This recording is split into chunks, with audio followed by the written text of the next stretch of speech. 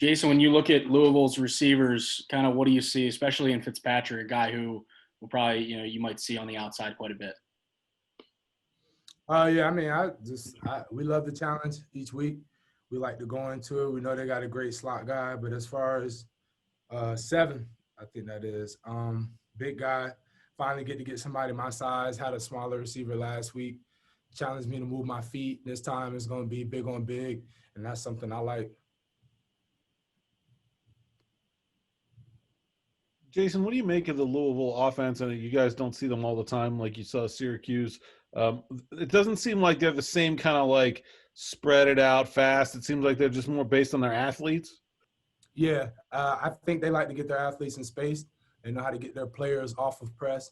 They motion a lot. They do a lot of close sets and expand out, and that's how they avoid press coverage.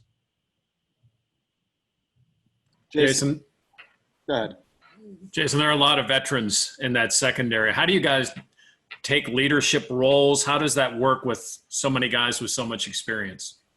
Well, we set a standard in our room. It's, you got to be – the communication's got to be a lot more this year because of that. We have a lot of veterans in the room. We can talk a lot pre-snap, which allows us to play faster when the ball snap.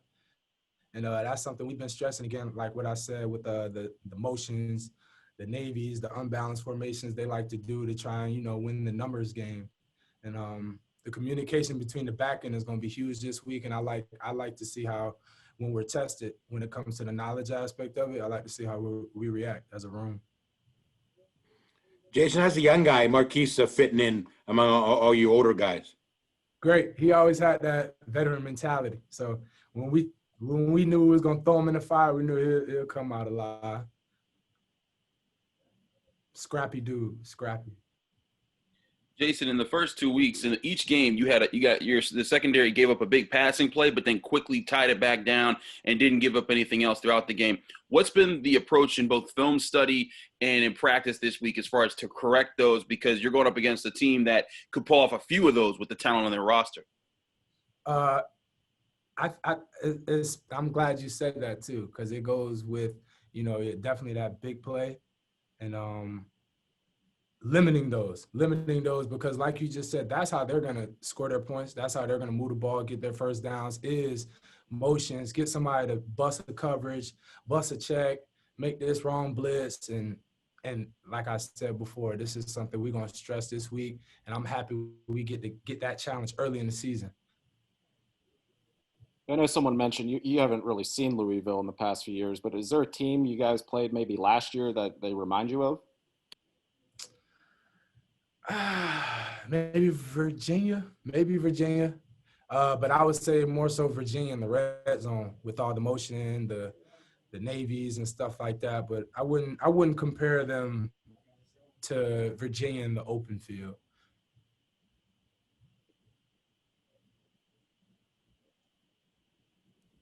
What stands out to you about Cunningham? He's a mobile guy, veteran. He can make plays with his feet and get the ball downfield. Well, like you just said, yeah, it's always dealing with the dual threat quarterback. He's going to make plays. He's going to extend plays, keep his eyes up. So DBs, our number one rule is stay in coverage. You keep lock on your man, and that's what we've been emphasizing this week, keeping him contained. Jason, this is a top 25 matchup. Normally it'd be a lot of hype, a lot of energy in that stadium. How have you found filling that void without the fans over the first couple of games? Starts in practice. And, since spring, we've always been the room to bring that energy from when we going onto the field to walk through to warm-ups all the way through practice. We know that really the whole team feeds off the DB room. We try and bring that, and we love it. We love having that responsibility of the team. And, we try and bring that energy all throughout the whole game. Is it just actions? Are there a lot of words? What do you guys say to get people going? You gotta learn your teammates. There's some guys pregame that like to stay to themselves. They don't really talk. You let them vibe. And then you got some guys that need a little something, talk stuff to them, get them going, get them mad.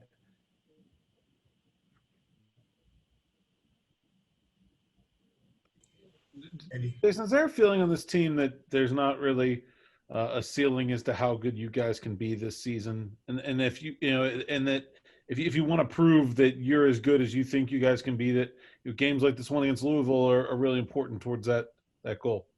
Yeah, really what you just said. I don't think there is a ceiling for this room. I really don't. I think these are all three of us draftable guys easily. And me speaking, I think we're all draftable high. Smart guys have plenty of experiences from back in 2017. We've been working together, guys playing faster, and more plays are coming our way. I don't think there is a ceiling for this room. Jason, we were asking Jared Wayne yesterday about the depth at receiver and about a couple of the new guys and Turner and Addison and Braden. I mean, what is the depth like? What's it? You go against them all the time. What would you say about your own receivers as far as talent and depth there? Turner came in and made an immediate impact, and as you guys get to see now on the field, but just coming in, especially me as a DB who's really big on the knowledge aspect of it. I like when it's a chess game, and he's definitely one of those. He's a technician. He's very smart. He's smart within his routes. He can read coverages, post snap, and I love going against Turner. He's a smart guy. Who else? Aiden Henningham. Great, very receptive. After almost every rep, he wants to, oh, Penny, what's going on with that? Blah, blah, blah. How'd you see this? So I love that. As a vet, you love younger guys that are always asking questions. But they got depth. What about Addison? What do you like about Addison? Oh, 3? Oh, yeah. That'd be my go-to. I mean, as y'all can see, that'd be my go-to if anything. Get him in open field, get the hands on his ball. I mean, he's our new Frenchie. I don't like to compare people to people, but, as far as our offensive concept, he's our new Frenchie.